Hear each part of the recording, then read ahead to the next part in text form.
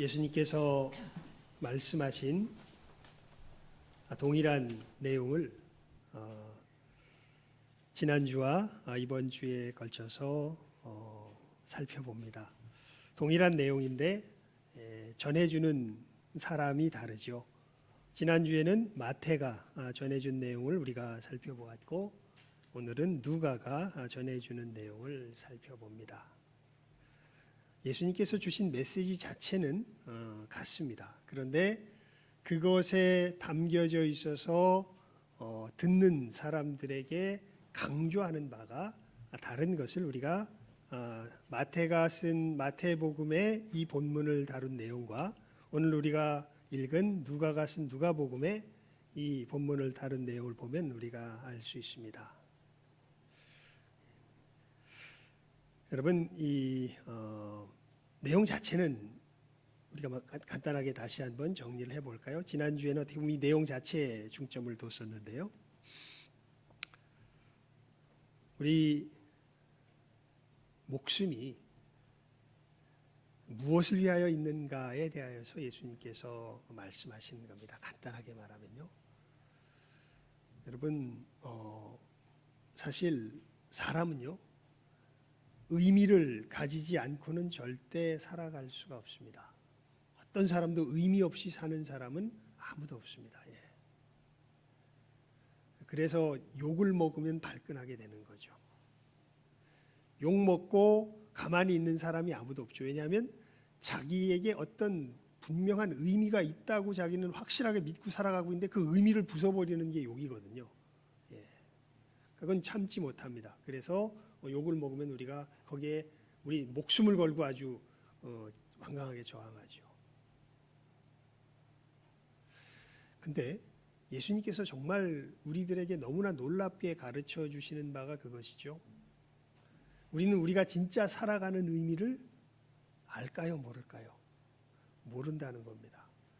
잘못된 의미에 꽂혀서 헛된 삶을 살아가고 있는 것이 우리들이라는 거죠. 우리는 그러니까 모든 사람들이 아담 안에서 그러니까 이제 타락한 거죠. 아담 안에서 어떻게 변했냐면 자기가 목숨을 가지고 살아가는 삶의 의미가 다른 것이 아니라 생존이 된 거예요. 생존, 살아남는 거.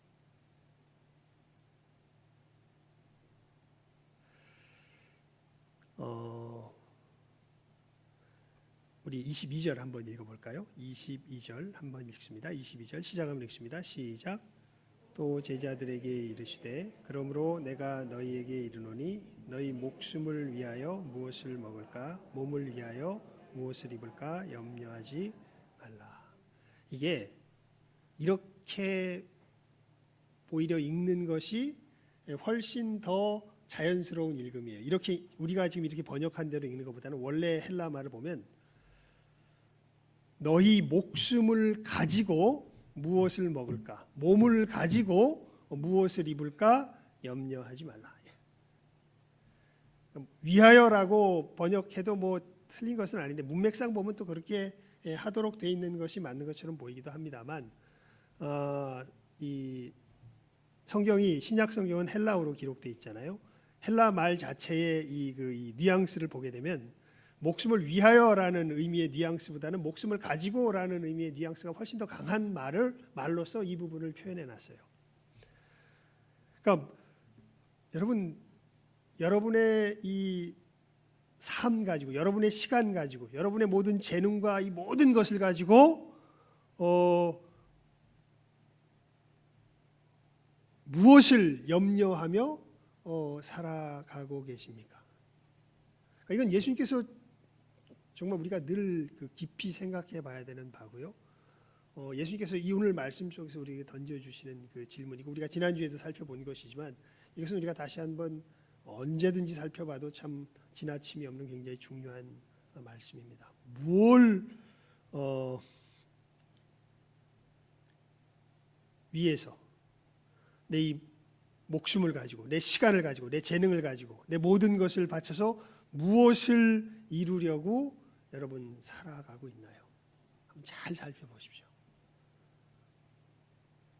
그러면요 우리는 너무나 놀랍게도 지적을 받음에도 불구하고 우리는 고백하지 않을 수 없는 게 우리는 생존을 위해서 살아가고 있습니다. 생존을 위해서.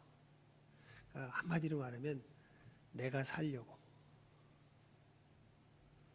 내가 유지되려고, 유지되되 조금 더 편하게, 조금 더 안락하게 유지되려고 살아가는 것이 우리들의 삶의 목적이 되어 있는 것을 우리가 부인할 수가 없습니다. 근데 예수님께서 하시는 말씀이 그렇게 살아가서는 안 된다는 거예요. 왜냐하면요, 여러분 이제 그 다음에 주시는 말씀이 그거잖아요. 우리들의 생존은 그 우리의 책임의 영역이 아니라는 겁니다. 우리 존재들이, 이 세상 존재들이 이 존재하면서 살아가는 그 존재하는 것에 대한 책임은 사실은 우리가 지는 것이 아니라 그 누가 지는 거예요? 말이 좀 어렵게 됐죠. 하지만 이것을 예수님께서 하신 말씀이 그겁니다. 여러분, 까마귀가 존재하는 것에 대한, 살아가는 것에 대한 책임을 까마귀가 집니까? 누가 책임져 주는 다른 이가 있습니까? 오늘 말씀해 보면 책임져 주는 다른 이가 있죠. 그분이 누구세요? 그분이 하나님이세요. 아니, 들의 꽃이 이게 잘 이렇게 예쁘게 입으며 살아가는데 그 꽃의 삶을 책임지는 것이 꽃 자신이 애를 써서 그렇게 자기의 아름다움과 이런 것들을 책임지면서 나아갑니까? 아니면 그걸 책임져 주시는 이가 따로 있다는 겁니까? 따로 있다는 거예요. 그리고 그분이 책임져 주실 때라야 생명이 유지가 돼요. 이거는 단순히 뭐 좀 더 잘 산다 못 산다의 문제라기보다는요, 훨씬 더 근본적으로 들어가면 생명 자체가 유지가 되느냐 안 되느냐가 여기에 달려 있습니다. 여러분, 생명의 근원이 누굽니까? 여러분, 우리가 생명의 근원인가요? 내가 내 생명의 근원이 되나요? 근데 마치 우리가 생명의 근원인 것처럼 살아갑니다. 그래서 생존 자체를 누가 책임지려고 그래요? 자기가 책임지려고 그래요. 그러다 보면 늘 신경 쓰는 게 뭐가 돼요? 환경이 돼요. 내가 한계가 있는 존재이기 때문에 내 판단 속에서 이 정도 환경이 돼야 내 생명이 좀 더 윤택하게 되겠다. 이걸 늘 자기가 책임지려고 하다 보니까 늘 염려와 근심이 되고, 이것이 예수님께서 오늘 말씀하시는 무엇을 먹을까, 무엇을 입을까 걱정하는 것이 되죠. 결국 그걸 그렇게 자연스럽게 연결이 됩니다. 뭘 하려다 보니까, 내 목숨 가지고 뭘 하려다 보니까, 내 생존을 내가 책임지려도 하다 보니까. 예수님께서 지금 말씀하신 건, 그렇게 사는 건 누구 나라 밖의 사람들, 하나님 나라 밖에 사는 사람들이 그렇게 산다. 하나님 나라에 사는 너희들은 그렇게 살면 안 된다라고 지금 예수님께서 이 본문을 통해서 말씀해 주고 계시는 것이죠. 여러분, 이것을 예리하게 구별하실 수 있는 은혜가 있기를 바랍니다. 와서 왜 그렇게 우리 삶이 피폐해져 있냐면요, 내 생명을 누가 책임질라 그래서, 내가 책임질라 그래서 그래요.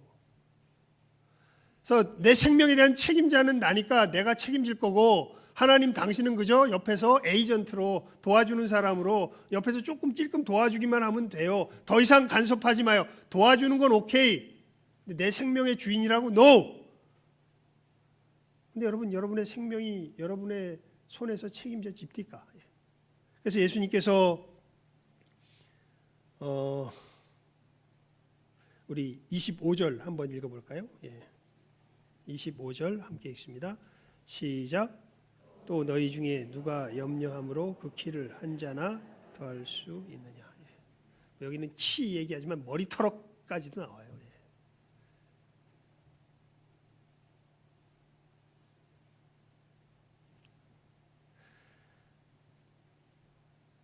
여러분, 우리 심지어 기억력, 어떻게 보면 지능이라고 말해도 좋을 것 같아요. 지식까지도요, 내게 아닌 걸 봅니다.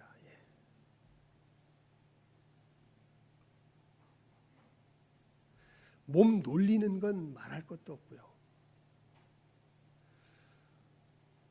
요즘은 부모님을 모시고 못 다녀요. 왜 못 다니냐면 저기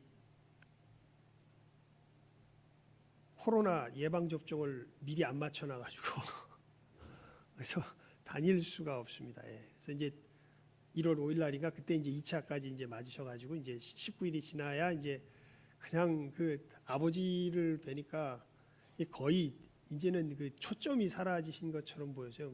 아무 그게 없어요. 이게 뭐 어디 나가거나 이렇게 되면 뭔가 활기가 있고 이렇게 되는데 뭐 보통 한 2주에 한 번 정도는 그래서 어떻게 하든지 모시고 나가고 이렇게 했는데 못 하니까 점점 더 뭐라 그럴까요?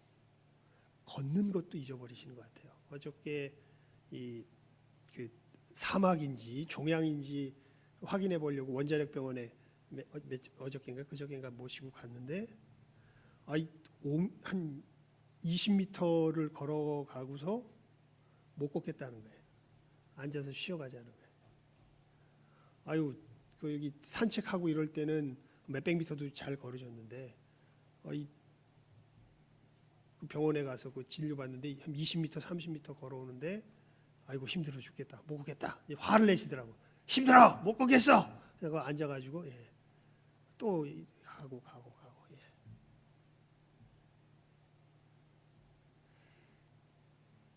6.25 때 국가유공자시거든요. 백골부대 출신. 훈장까지 받으셨습니다. 후퇴 잘했다고. 정말 잘 걸으셨거든요. 젊었을 때. 운동은 잘 못하셔서 걷는 거 하나는 정말 잘 걸으셨는데 근데 20m를 못 걸어서 힘들어 죽겠다. 못 걷겠다.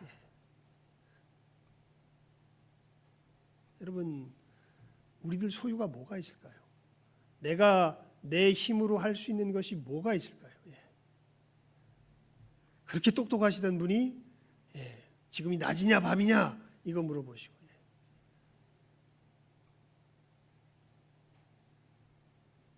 너희 중에 누가 염려함으로 그 길을 한 자나 더할 수 있느냐. 여러분 우리의 생존은요, 우리의 생명은 누가 책임질 수 없어요. 우리가 책임질 수 없어요. 누가 책임져 주시는 거예요? 하나님이 책임져 주시는 거예요. 우리가 왜 사망 가운데 거하게 됐습니까? 하나님께서만 책임져 줄 수 있는 생명을 누가 책임지겠다고 독립선언하고 나와서 내가 책임지겠다고 독립선언하고 나서 그때부터 우리에게 뭐가 임해요?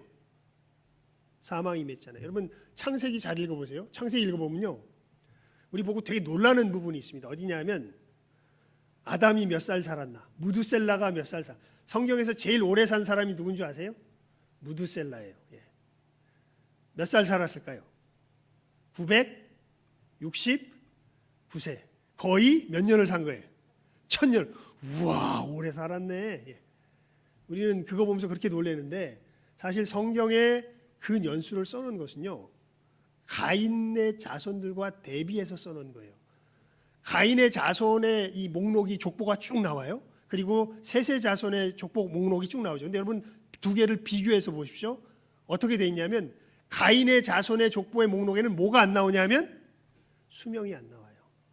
무슨 얘기냐면 이 사람들은 살아도 산 게 아닌 거예요. 그러니까 이 셋의 자손들만 뭐가 나와요? 수명이 나와요. 그 동안 살았지만 결국엔 뭐 하더라? 오래 살았다는 걸 보여주는 게 아니라 결국엔 뭐 하더라? 죽더라. 우리가 원래 죽음을 위하여 창조된 존재가 아닙니다. 우리는 죽음하고 낯선 존재예요. 그래서 죽음이 우린 두려운 거죠. 우린 죽음과 관계없는 존재예요. 사실은 죽어서는 죽을 수 없는 존재예요. 존재 자체는 멸망 안 해요. 사실은 우리가 육신과 영이 분리돼서 그렇지. 근데 하나님을 떠나가면서 정말 우리가 누려야 할 그 삶을 영원토록 누리지 못하고 결국에는 소멸하여 없어지고만, 소위 말해서 우리가 이제 성경에 보면 뭐 그런 표현을 쓰죠. 필멸자라고, 멸망에 처하는 존재들이 된 것이죠. 왜 그렇게 됐습니까? 우리 존재를 누가 책임지려고 했기 때문에, 내가 책임지려고 했기 때문에. 그 태도가 아직 누구 속에 남아 있어요? 우리 속에 남아 있죠. 우리가 육신에 속하였다는 것이 다른 것 아니에요. 그 태도로 살아가는 그 자세가 우리 속에 아직 남아 있다는 걸 말하죠. 그래서 예수님 말씀하시는 거죠. 야, 너희 생명은 너희들의 생존을 위해서 있는 것이 아니라 하나님의 뜻을 이루기 위해서 있는 거야. 너희들이 너희 생존을 위해서 애쓰면 오히려 너희들은 멸망하게 되지만 너희들이 하나님의 뜻을 이루며 나아갈 때 너희 생명은 누가 책임져? 하나님이 책임져. 이게 이 오늘 말씀에서 예수님께서 하시는 메시지의 핵심이에요. 그러니까 염려하지 마. 하나님의 뜻을 구하면서 나가. 그러면 너희 생명은 누가 책임져? 하나님이 책임져. 믿어. 그렇게 너희들은 살아가게끔 내가 지었어 라고 하나님께서 말씀하시는 거예요. 근데 믿어져요, 안 믿어져요? 이렇게 열불나게 외치고 있는 저도 현실에 가면 이게 잘 믿을까요, 못 믿을까요? 잘 못 믿어요. 내 생명 또 누가 책임지려고 그래? 내가 책임지려고 그래요. 그래서 누가 오신 거예요? 예수님이 오셨어요. 그래서 예수님께서 어떤 일을 이루신 거예요? 우리를 이 죄에 대하여 죽고 하나님에 대하여 살게 하시는 역사를 어디서 이루신 거예요? 십자가에서 이루신 거죠. 그리고 우리는 예수님께서 이루신 그 믿음 가운데서 이제 이 옛사람과 우리가 계속해서 싸워 나가는 삶을 살아가는 거죠. 내 생명을 내가 책임지려고 하는 이 옛사람을 죽여가며 벗어버리며 이제 내 생명 하나님의 손에 의탁하며 하나님의 뜻을 이루며 살아가는 존재로서 우리의 삶의 걸음을 한 걸음 한 걸음 걸어가는 것. 여러분 우리 에베소서 4장을 한번 펴보십시오. 에베소서 4장. 에베소서 4장입니다. 에베소서 4장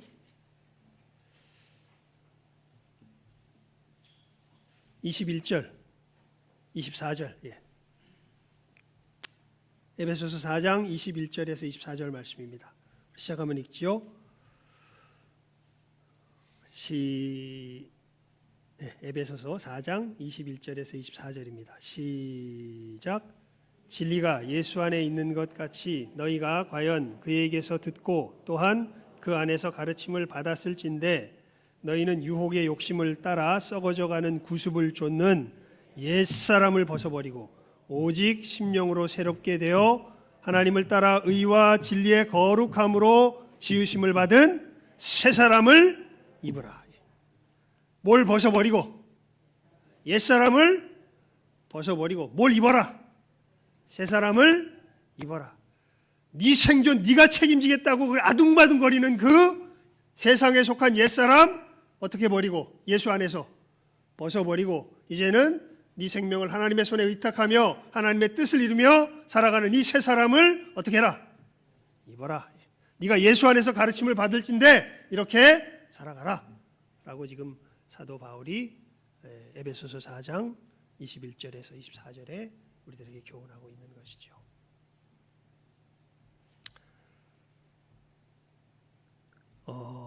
이제 이렇게 예수님의 교훈을 이야기하고 강조하는 바가 마태와 누가가 다릅니다. 왜냐하면 마태는 이 복음의 내용을 전하되 누구에게 전했냐면 유대인들에게 전한 거예요. 유대인들은 하나님의 말씀을 지키지는 못해도 알기는 엄청 잘 알아요. 근데 이방인들은 하나님의 말씀을 지키지도 못하고 잘 알지도 못해. 그래서 하나님의 뜻을 구하는 삶이 우리들 삶 속에서 현실로 어떻게 나타나는지 굳이 말하지 않아도 누구는 알아. 유대인들은 알아. 하지만 그것을 향해 나아가는 그 마음이 약하기 때문에 마태는 너희는 그의 나라를 구하라 라고 말한 다음에 어떤 설명을 더 붙이냐면 딱 한 절만 더 붙여요. 33절까지가 사실은 자 우리 그걸 비교해 봅시다. 누가복음에서는 31절까지가 이제 예수님의 이 전체 이야기예요.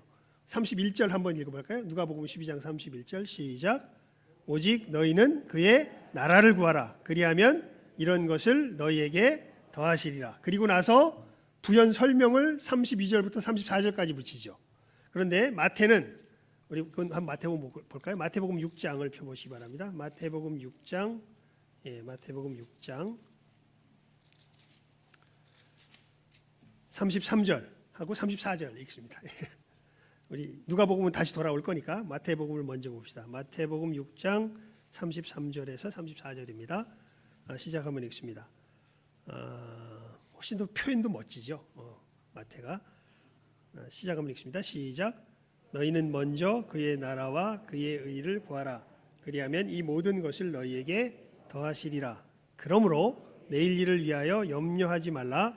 내일 일은 내일 염려할 것이요 한날 괴로움은 그날에 족하니라. 아멘. 그래서 유대인들한테는 야, 너희들 하나님의 뜻을 이루며 살아가면 우리 이 썩어질 육신의 습관을 가지고 있는 우리들은 반드시 하나님의 뜻을 이루며 살아가면서 내일 생각하고 일주일 뒤 생각하고 이렇게 되면 또 뭐에 확 사로잡히게 될까요? 세상 염려에 또 확 사로잡히게 됩니다. 제가 우리 지난 해 우리 최신선 할아버지 소개하면서 그런 얘기했었죠. 내일 먹을 쌀을 어떻게 해요? 이 대책 없는 인간이 거기 비디오 영상에 보면 그런 얘기가 나와요. 할아버지 어디 사세요? 그러니까 따라오라 그러면서 자기 집을 소개를 해줬고 이 김우현 씨가 이 사람 어디 천막 같은 데서 거지처럼 사는 줄 알았는데 이상하게 맨발로 다니고 그냥 이상한 행색으로 다니니까 굉장히 번듯한 집에서 살거든요. 그 할아버지가 자랑을 해요. 나 이렇게 좋은 집에서 살아요. 그래서 그러세요? 그리고 또 한마디 더 붙여요. 나 천사하고 살아요. 그래서 아유 누구하고 사신다고요? 내 집사람하고 사는데 그 사람 천사예요. 이렇게 이래. 아유 그래요? 예. 아이고 내가 뭔 얘기 하려다가 갑자기 잊어버렸네.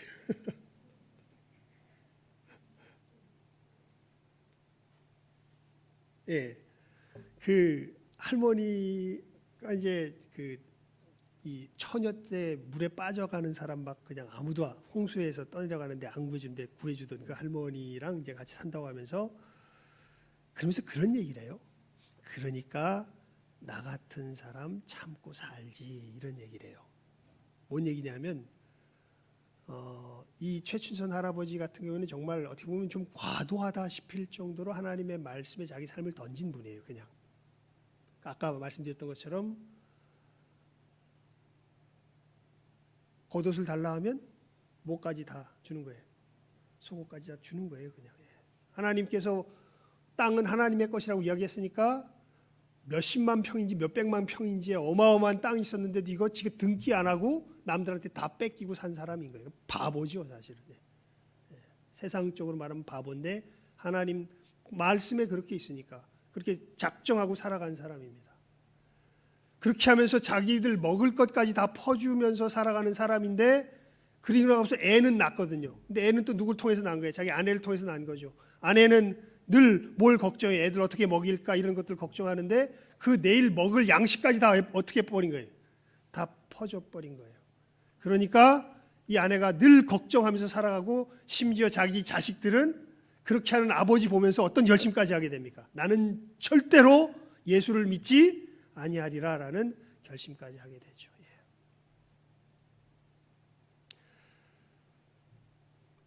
당장 내일 양식 먹어야 될 양식을 퍼줬어요. 이거 어떻게 해요? 염려돼요, 안 돼요? 희한하게 최춘선 할아버지는 그걸 염려를 안 하려고 애를 썼던 거고 내 주를 가까이 하게 하면 십자가 짐 같은 고생이요 찬송 부르면서 그랬던 거고 하지만 그 사모님은 그 상황 속에서 염려가 돼요, 안 돼요? 염려가 되지요. 그래서 속을 앓고 근데 다음날 아침이 되니까 어떻게 돼요? 시골에서 첫 차로 새벽 기차로 어떤 사람이 올라와 가지고 집 앞에 쌀 한 가마를 놓고 갑니다. 첫 곡식인데 목사님 생각이 나서 가지고 왔다고. 굶은 적은 없다 그래요. 그래서 그 아들이 그렇게 이야기하더라고요. 정말 하나님께서 먹이신다는 것을 여러 번 경험을 했던 것을 그 아들 목사님이 간증을 하시더라고요. 근데 문제는 그러니까 이 결론 메시지 우리가 다 아는 거지만 여러분, 우리가 그렇게 내일 일을 생각하면 반드시 뭐 하게 돼요? 염려하게 되죠. 염려. 일주일 뒤 생각하면 염려가 더 심해져요. 여러분, 노후 어떻게 하실래? 노후. 노후 어떻게 해야 되나 이거? 되게 자랑하는 분들 있어요. 나 껐떡없어. 나 연금 다 늘어났고 뭐하고 탁탁탁탁. 내가 오늘 네 영혼을 불러가리니 그러면 네 준비한 것이 네 것이 되겠느냐? 그럼 뭐라 그럴까요?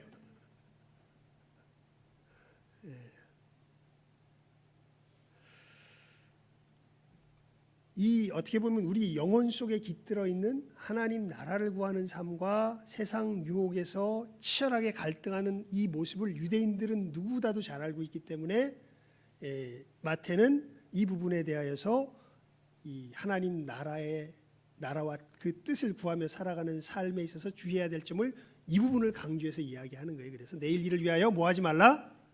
염려하지 말라. 그냥 어떻게 살아라? 그냥 하루 살아라. 그래서 신앙이 깊어지면 마태복음의 메시지가 굉장히 가슴에 와닿아요. 하나님의 뜻을 잘 알게 되면 이 메시지가 굉장히 마음에 잘, 왜냐하면 이렇게 이야기하면서도 또 막상 예배 드리고 나면 뭐가 염려가 돼? 아이고 노후 어떻게 하나? 이게 또 염려가 되거든. 그러면서 하나님의 뜻을 구하는 삶이 아니라 보험을 어떻게 들어야 되나, 설계를 어떻게 해야 되나, 이게 걱정이 되거든요. 그래서 이 이야기를 하는 거예요, 마태는. 하지만 누가는 그 하나님 나라야, 하나님의 뜻을, 의를 구하며 살아가는 삶이 도대체 뭔데? 유대인들한테는 말 안 해도 이건 너무 잘 알아. 그러니까 굳이 얘기할 필요가 없어요. 근데 누가복음은 누구한테 쓰는 복음서예요? 데오빌로. 우리 누가복음 1장 한번 볼까요? 누가복음 1장. 1절에서 4절까지 우리 함께 읽어봅니다. 누가복음 1장 1절에서 4절까지 시작하면 읽습니다. 누가복음 1장 1절에서 4절입니다.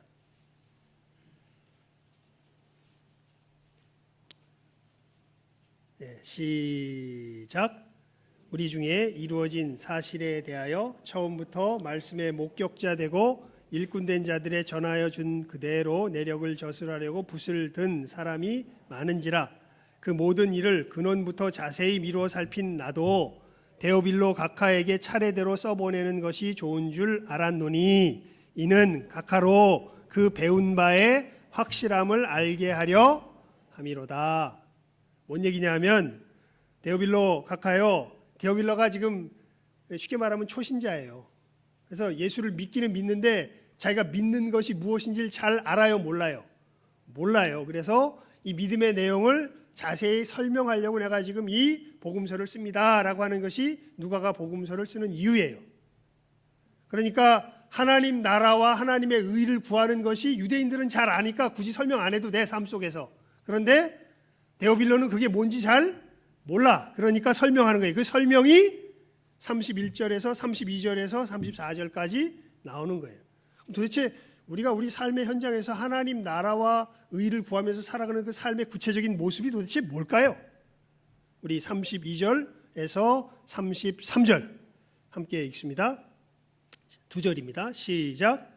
적은 무리여 무서워 말라. 너희 아버지께서 그 나라를 너희에게 주시기를 기뻐하시느니라. 너희 소유를 팔아 구제하여 낡아지지 아니하는 주머니를 만들라. 곧 하늘에 둔 바 다함이 없는 보물이니 거기는 도적도 가까이 하는 일이 없고 좀도 먹는 일이 없느니라. 아멘. 여러분, 우리가 우리 삶의 현장에서 하나님 나라를 구하며 살아가는 삶의 구체적인 모습이 뭐라고 지금 예수님께서 설명해 주신다고 누가가 이야기하고 있나요? 그게 뭘까요? 구체적으로 두 글자. 오늘 설교 대목 이렇게 땡땡 쳐놓고 뒤에다 내가 써놓은 거. 그게 뭘까요? 구제.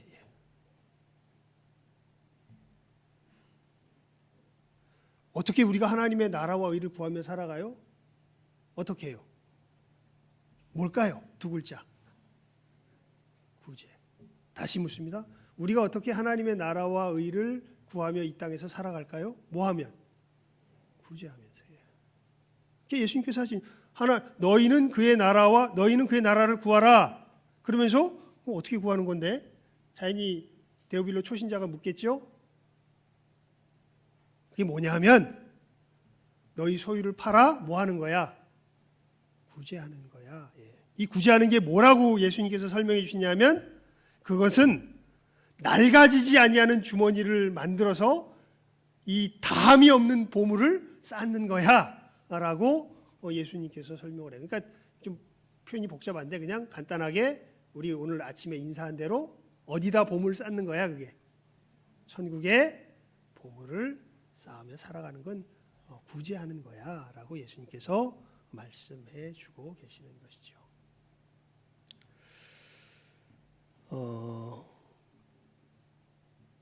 잠시지만 이것을 좀 다루고 오늘 말씀을 맺겠습니다. 혹시 한 5분에서 10분 더 시간이 갈 것 같습니다. 여러분 구제가 뭘까요? 구제는요. 이 고린도후서 8장 13절에서 15절 한번 펴보십시오. 고린도후서 8장 13절에서 15절입니다. 구제의 의미는 이건데요. 고린도후서 8장 13절에서 15절입니다.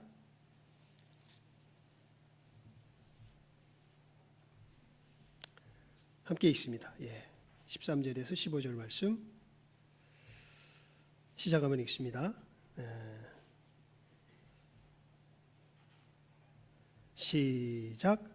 이는 다른 사람들은 평안하게 하고 너희는 곤고하게 하려는 것이 아니요 평균케 하려 함이니 이제 너희의 유여한 것으로 저희 부족한 것을 보충함은 후에 저희 유여한 것으로 너희 부족한 것을 보충하여 평균하게 하려 함이라.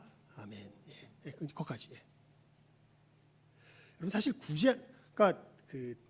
구제한다고 할 때요. 우리는 두 가지 생각을 다 가지고 있어야 돼요. 우리는 구제를 해야 될 뿐 아니라 구제를 또한 어떻게 돼요? 받아야 돼요.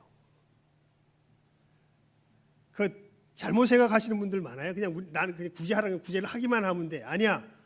근데 여기 나와 있죠. 너희 유여한 것으로 저희 부족한 것을 보충함은 후에 어떻게 돼요? 저희 유여한 것으로 너희 부족한 것을 뭐하게 하려 함이라. 보충하여 평균케 하려 함이라. 그러니까 여러분, 우리가 세상에 속할 때는요, 살기 위해서 움켜쥐려고 그래요. 그죠? 그러잖아. 그래서 통장에 뭐가 그득해야 마음에 안심이 되잖아. 흩어 구제하고 여러분 마음 평안에 흩어 구제하면서 평안한 마음을 누려보셨어요? 이게 제가 볼 때 이걸 제대로 보여준 성도 중에 한 사람이 최춘선 할아버지예요.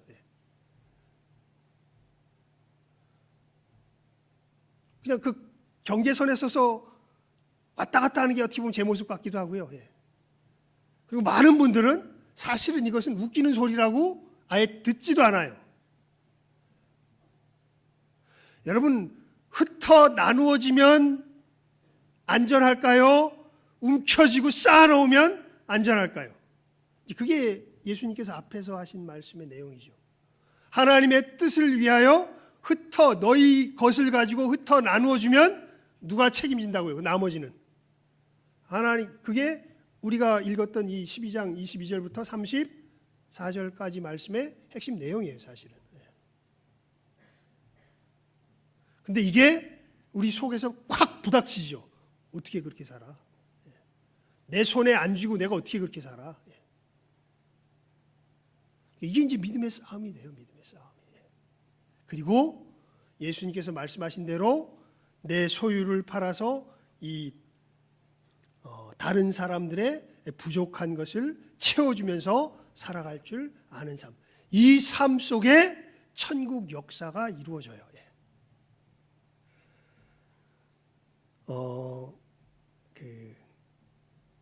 간단하게 설명만 할게요. 여러분, 하나님께서 우리를 만드신 것은 이 온 세상을 충만하게 하려고 만드셨어요. 그러니까 우리 인생의 목적이요, 그냥 나 하나 잘 먹고 잘 살려고 있는 게 우리 인생의 목적이 아니에요. 하나님이 우리를 만드신 것은 이 온 세상을 우리로 말미암아 하나님의 충만한 그 복락이 넘치도록 하려고 만드신 것이 우리예요. 이것이 어떻게 이루어지냐면 여러분 지금 우리가 사는 세상이 엄청 풍요롭죠. 왜 풍요롭냐면요. 옛날에 비해서 엄청 풍요로운데 왜 풍요롭냐면 옛날에는 혼자서 집도 짓고 농사도 하고 혼자 다 했어. 우리 최웅순 권사님, 우리 남편 되신 우리 집사님 성함이 갑자기 내가 서천하신 김석창 집사님. 김석창 집사님과 우리 예전에 한번 제가 여기 와서 초창기 때 어디에 우리 농사박물관인가 뭐 그런 데 한번 간 적이 있어요. 우리 어르신들하고 거기 갔더니요. 난 저게 뭐 하는데 쓰는 저게 무엇에 쓰는 물건인가 하는 수많은 물건들이 있는데 김석창 집사님 다 하셔. 이건 뭐 하는데 쓰고 이건 뭐 하는데 쓰고 이건 이렇게 하는 거고 이렇게 하는 거 설명을 쫙 가이드보다 더 나아. 이분은 직접 지붕을 소위 초가집을 지으실 줄 아나 봐요. 초가 지붕을 얹을 줄 아나 봐. 예. 그거 지금 얹을 줄 아는 사람 없잖아요. 그러니까 혼자서 다 할 줄 있는 거예요. 근데 여러분 혼자서 내가 집도 짓고 농사도 짓고 하는 그 시대의 삶하고 지금은 우리들은 기술이 있으면은 아주 특별한 기술밖에 없죠. 어떤 사람은 뭐 컴퓨터 만드는 기술, 어떤 사람은 집에서도 인테리어만 하고, 어떤 사람은 뭐 농사에서 어떤 분만 하고. 근데 우리가 생산해내는 양은 혼자서 다 할 때보다 지금이 어떻게 돼요? 어마어마하게 많죠. 왜냐하면 각자 재능 있는 영역에 재능을 쏟아붓기 때문에. 그래서 말 그대로 각자의 유효한 것으로 다른 사람의 부족한 것을 어떻게 해요? 채우는 식의 방식으로 사실은 살아가는데 우리 각자의 유효한 것을 엄청나게 풍요롭게 만들 수 있는 시스템이 예전에 비해서는 갖추어진 게 지금의 살아가는 삶의 모습이거든요. 근데 이것을 자기의 욕심을 위해서 그렇게 각자의 그것을 하도록 돼 있는 이 부분들이 이제 사회의 부작용을 일으켜서 이렇게 됐지, 우리의 유효한 것으로 다른 사람을 채우는 것은 맞는 거예요. 그렇게 살아가면서 그렇게 우리가 연합해서 이 온 세상을 어떻게 하도록 충만하게 하도록 하나님께서 우리를 만드신 거예요. 그래서 여러분 그냥 내가 움켜쥐고 사는 삶이 아니라 내가 잘하고 내가 잘 만들어낼 수 있는 것을 잘 만들어서 많은 사람들에게 나누어 주는 것이 이것이 우리가 살아가는 본연의 모습이에요. 사실은 움켜쥐면 안 돼요. 나누어 줘야 돼요. 나누어 주라고 주신 것이고, 그렇게 연합하여서 서로 나누어 주면서 살아갈 때 이 연합 속에서 우리가 무엇을 누리도록? 영생을 누리도록. 그래서 우리 시편 133편에 보면 그렇게 기록되어 있죠. 형제가 연합하여 동거함이 어찌 그리 아름다운고. 여호와께서 거기서 복을 명하셨나니 무엇의 복이로다? 영생의 복이로다 말씀하셨죠. 사실 굉장히 지금 어마어마한 이야기를 하고 있는 겁니다. 우리가 살아가는 삶의 근본적인 모습이 어떠한지에 대해서요, 성경은 굉장히 어마어마한 이야기, 우리가 지금 살아가는 것과는 정반대의 모습을 이야기하고 있어요. 여러분, 우리는 움켜쥐면서 살아가는 사람들이 아니라요, 우리에게 풍부한 것을 모아면서 살아가는 존재들이에요. 나누어 주면서 살아가는 존재들인 거예요. 그 중에 특별히 부족하고 모자란 사람들에게 특별히 형제가 되어서 나누어주며 채워주기 시작할 때, 그때 거기서부터 무슨 역사가 시작되는 거예요? 천국 역사가 시작되는 거예요. 그래서 여러분, 우리가 사도행전을 보십시오. 사도행전에 보면 예수 믿는 사람들이 예수를 믿어서 새로운 피조물이 되자마자 다른 데서는 전혀 볼 수 없었고 전혀 그런 거 생각도 못했는데 갑자기 확 드러나는 행동이 있죠. 그게 뭡니까? 사도행전에 보면 자기 소유를 팔아서 뭐하기 시작해요? 그 형제들, 부족한 사람들에게 뭐하기 시작합니까? 나누어 주기 시작. 사도행전 봅시다. 사도행전 2장. 사도행전 2장.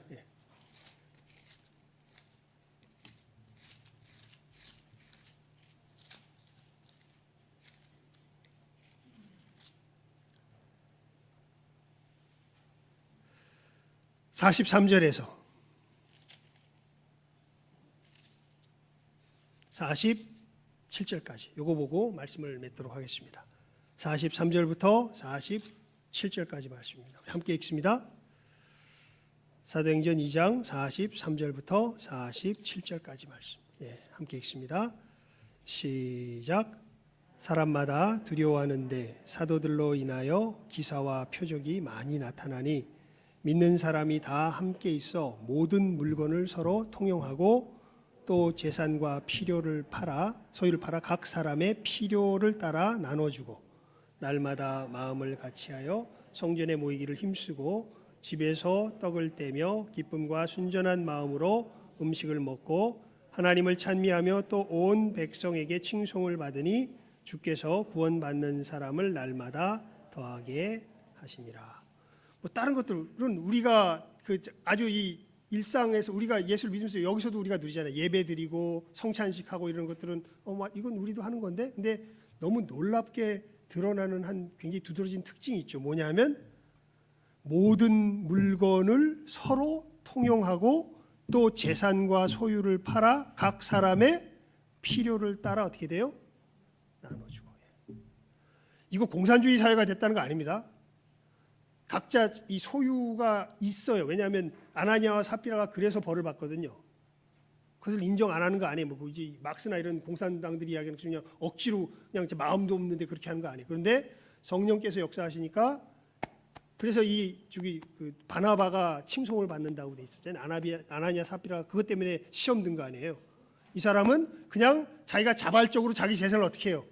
팔아요. 팔아서 그걸 어떻게 합니까? 이 당시에 이 디아스포라들이 엄청나게 흩어져 있다가 오순절 명절을 맞아가지고 예루살렘 성전에 성지순례를 와서 있다가 예수님의 말씀을 듣고 회심하여서 자기 고향으로 안 돌아가고 지금 여행 경비 다 쓴 상태에서 여기에 지금 눌러 앉아 있는 거예요. 이 사람들 먹을 것도 없고 있을 것도 없어요. 근데 예수님 좋아서 여기 있는 거예요. 그러니까 바나바가 어떻게 해요? 자기 소유를 팔아가지고 이 사람들이 있어서 하나님의 은혜 받을 수 있도록 모든 것들을 마련하는 것을 보고서 아나니아 삽비라가 와 멋지네, 나도 흉내 한번 내볼까 팔았더니 돈이 아까워. 그래가지고 얼마를 숨기죠. 그러니까 사도 베드로가 그러잖아요. 팔기 전에는 네 것이 아니며 팔았어도 네 것이 아니냐. 어찌하여 네가 그걸 가지고 하나님을 속이느냐. 여러분, 오늘 설교 제목이 뭡니까? 풍성한 삶의 현장. 그것은 뭘 통해서 나타나요? 구제라고 표현되어 있는데 나누는 거예요. 이것이 구체적으로 어떻게 돼야 될지에 대해서 우리 다음 주에 한번 또 우리 또 이제 계속해서 구체적으로 살펴볼 내용들이 있습니다. 왜냐하면 우리 신성교회가 이제 2022년 나아가야 될 굉장히 구체적인 길하고 연결이 되어 있기 때문에 그래요. 하지만 먼저 오늘 이 말씀을 마음속에 제대로 새기시기 바랍니다. 씨름하셔야 돼요. 싸워야 돼요. 옛사람을 어떻게 하고 벗어 버리고 새 사람을 입는 분투를 해야 돼요. 이 구제의 역사가 나눔의 역사라고 하는 게 더 이해하기가 더 편할 것 같아요. 구제 그러면 그냥 나는 부자 너는 가난한 데가 돕는다 뭐 이런 식인데 그게 아니라 가난해도 나눠야 돼. 가난해도 나눠야 돼. 사실은 나눔 자체가 천국 역사가 시작되는 기본이에요. 사실은. 금요 기도에 또 이 말씀을 본문으로 나눴는데요. 여러분 한 가지만 일단은 도전이 필요하니까 한 가지만 일단 우리 개개인적으로 도전을 하고 말씀을 맺겠습니다. 여러분 돈이 어떻게 쓰여집니까? 여러분 수입이 어떻게 쓰여지나요? 여러분의 오는 수입 속에서 여러분 자신을 위해서 쓰는 돈 말고 뭐 하나님께 헌금하는 거 빼고라도 내 주변에 뭔가 모자라고 핍절한 사람들을 위하여서 무엇인가 내 재물이 그들을 위하여 사용이 되고 있나요? 그렇지 않나요? 사도행전에 우리가 아까 읽은 말씀에 보면 예수를 믿으면서 나타나는 두드러진 특징이 뭐예요? 그 주변에 필요한 사람들에게 뭐를 공급해 줄 줄 알아요? 자기의 있는 소유를 공급해 줄 줄 알아요. 여러분 고린도 전서인가요? 후서인가 보게 되면은 어디 교회 성도들을 굉장히 사도 바울이 칭찬하는데 왜 칭찬하냐면 그 사람들은 빈궁한 중에서 예루살렘 사람들이 굶고 있다는 소식을 듣고 자기 힘에 지나도록 뭘 해요? 헌금을 해요.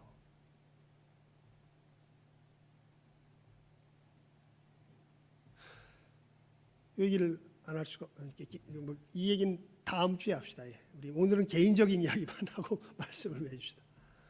여러분 우리 삶 속에 정말 내가 예수를 믿는다면 이 구제의 역사가, 이 나눔의 역사가 내 삶 가운데 어떻게 진행되어져 가고 있는지 한번 살펴봐야 됩니다.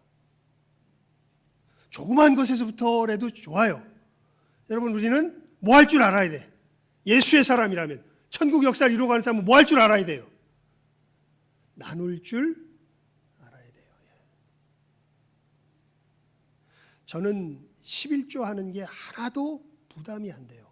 아무리 돈이 많아도 지금까지 얼마가 생겼는지 있는 것 중에서 한 번도 빼먹은 적이 없습니다. 그냥 족족 다 합니다. 걱정이 안 돼요. 여기 삶에 염려가 없다는 뜻이 아니에요. 그냥 없으면 없는 대로 살지 뭐. 이건 누구 거니까? 하나님 거니까. 구별이 됩니다. 왜냐하면요, 물론 뭐 목사님이니까 그렇죠, 신앙이 좋아서 그렇죠. 아니요. 어려서부터 해와서 그래요. 어려서부터 그냥 어머니에게도 그렇게 배웠고, 어느 순간 내가 철이 들면서부터 철저하게 뛰기 시작했어요. 무슨 일이 있어도 10의 1은 하나님의 것이다. 없으면 없는 대로 산다. 부도나면 부도난다. 망하면 망하리라. 하나님의 것은 손댈 수 없다. 여러분, 제가 목사님들 중에서 보면 부자더라고요. 늘 음식 살 일이 있으면 제가 사지 제가 얻어먹는 적이 별로 없어요. 물론 전 집도 없고 그렇지만 제가 여태까지 살아온 삶을 보면 저는 지금 나눠주면서 그 목사님들 중에서 살면 집 있는 분들도 나한테 얻어먹어요. 왜요? 지금 쓸 돈이 없거든. 당장. 근데 하나님께서 저한테 주셔서 그분들 대접하고 그렇게 살아갑니다. 정말 이 모든 것을 나의 역량에 맞게 하나님이 풍성하게, 아까 우리 누군가 기도하실 때 나탄 정말 풍성하게 채워주세요. 나의 역량에 맞게. 여러분, 잘 살펴보십시오. 내 재물을 내가 어떻게 쓰고 있는가. 단순히 하긴 뭐 그런 분들도 있죠. 겨우 11조 가지고 고민하는 분들 많을 텐데, 사실 진짜 신앙인이라면요, 11조 정도가 아니라 진짜 신앙인들은 경제 생활이 좀 빠듯해요. 왜냐하면 도와야 될 사람들이 주변에 있거든요. 그래서 그 사람들을 도와야 되고 내 것을 흩어서 나눠야 되거든요. 그게 천국 역사가 이루어지는 기본 활동이거든요. 여러분이 분명한 메시지를 마음속에 이 아침에 잘 새기시고 영생의 삶의 현장을 이제는 지키며 확장해 나아갈 수 있는 이 시간 함께하는 모든 귀한 영혼들 다 될 수 있기를 주님의 이름으로 축원을 드립니다. 기도하겠습니다. 하나님 아버지, 감사합니다. 저희들 오늘 주님께서 말씀하신 이 천국을 구하며 하나님의 의를, 하나님의 뜻을 구하며 살아가는 삶이 우리들의 이 나눔의 삶의 현장에서 이루어져 간다는 것을 오늘 말씀을 통하여서 교훈을 얻습니다. 하나님, 세상에 속아서 육신의 생각 가운데 강팍하여져서 소유가 내 것이라고, 이것이 나를 평안케 한다고 꼭 부여잡고 그 가운데 안주하려고 했던 못된 참으로 육의 옛 생각들, 이 시간 부서지는 은혜가 있게 하여 주시고, 하나님, 참으로 저희들이 이제는 이 옛사람을 벗어버리며 새 사람을 입으며 이 나눔의 복된 천국 역사의 걸음을 우리의 삶 속에서 한 걸음 한 걸음 바르게 걸으며 나아갈 줄 아는 우리 모든 귀한 성도들 되게 하여 주시고, 그 결단이 서는 복된 이 아침 되게 하여 주시옵소서. 모든 것 예수님의 이름으로 기도드리옵나이다. 아멘.